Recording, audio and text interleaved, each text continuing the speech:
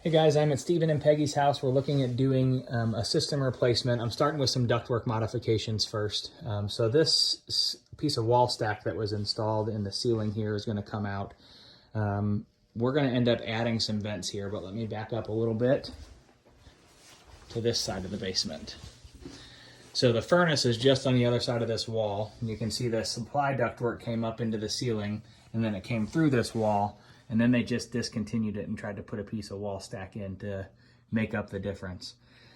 I want to cut this wall out right here, tie back into that duct with a 20 by 6 inch piece of ductwork, and we're going to run that across the ceiling. We're going to go up into joist space here and run across the ceiling, and we're going to do two vents, one vent facing down, one vent facing up in this location.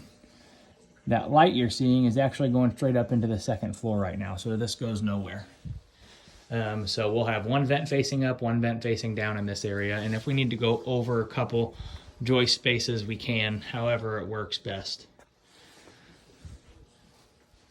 This one over here on this side will be another supply vent, just built-in wall stack going up through the floor. So there's going to be two supply vents inside of the main living area now.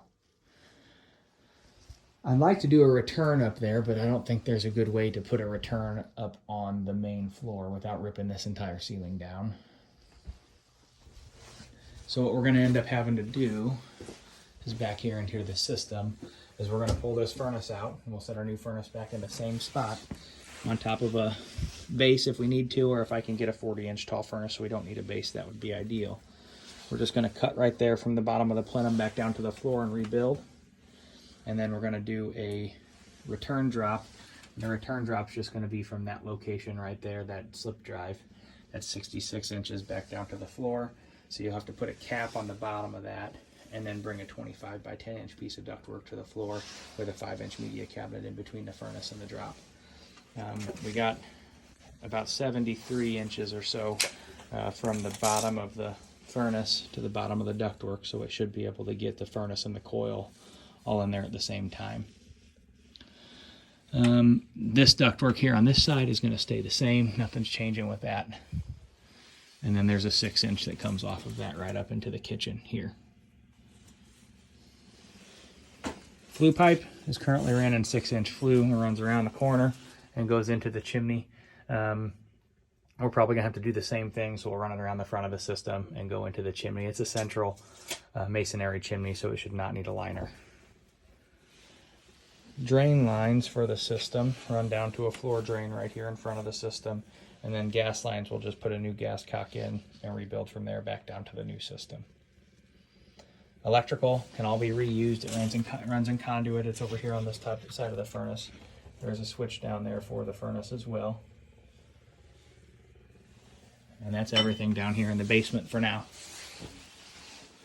Now we're going to go take a peek outside. So there is a sunroom here. There's a sunroom here that we can walk out. And air conditioner is underneath this partial patio deck area. I just want to get rid, so there's a couple cinder blocks there. We'll move those out of the way, and that new air conditioner is going to sit on the ground here. New disconnect box, new electrical whip, flush and pressure test, a line set, and re-insulate everything from the bottom of the deck down. That's it.